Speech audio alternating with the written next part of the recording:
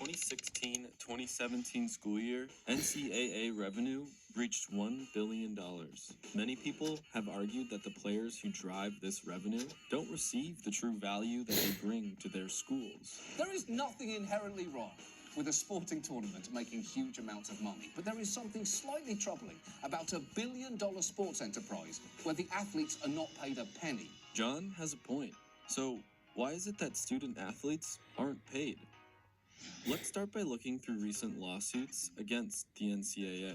In response to the release of EA Sports' popular NCAA video games, former UCLA basketball player Ed O'Bannon filed a federal lawsuit against the NCAA over whether Division I men's basketball and football players should be compensated for the commercial use of their names, images, and likenesses. After appeals, the final outcome was that even though the NCAA's amateurism rules are unlawful, the fact that it lets colleges compensate student athletes with the cost of college attendance, the NCAA frees itself from antitrust violations. And in March 2019, there was a slight change to that ruling. In a U.S. District Court, Judge Claudia Wilkin ruled to allow each conference and its member schools to provide additional education-related benefits without NCAA caps and prohibitions. Her ruling tethers...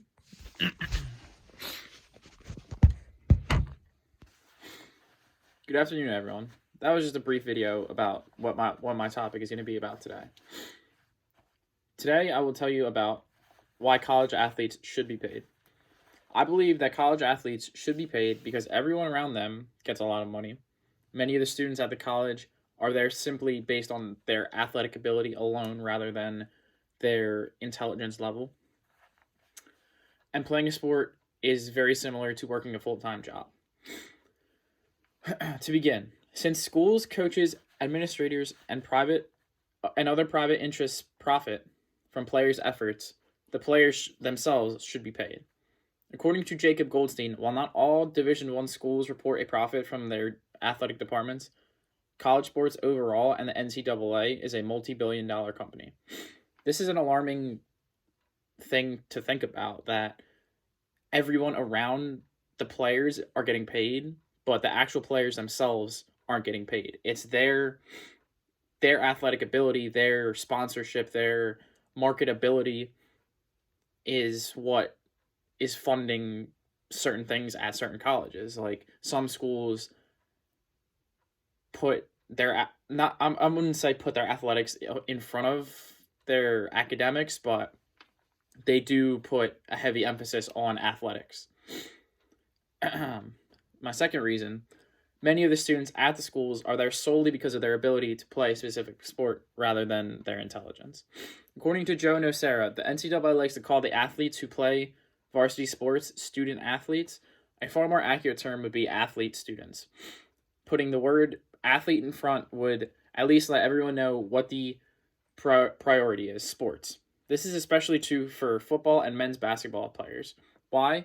Because these athletes are there to make the schools money. Without their athletic ability, many of them would not have been admitted to the schools in the first place. I agree with this because I know from high school that there are certain things that are put ahead of others. So maybe certain sports, basketball, football, are heavily emphasized over not just other sports, but maybe athletics in general, or just academics as well. This is alarming because if the students are there because of their athletics and not because of how intelligent they are, like their grades necessarily, then that's what they're there for. They should get paid for that. I believe that they should get paid. And the final reason is playing a sport can be sort of like a full-time job.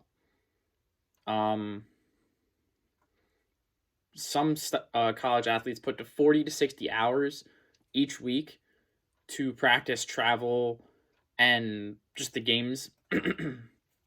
Some of this is more than what a normal full-time worker would work. And if they're putting that much time in, this would take away time that they would have for their academics, for them to study for classes. They might do bad on a test, might be doing bad in classes, and that would hinder their ability.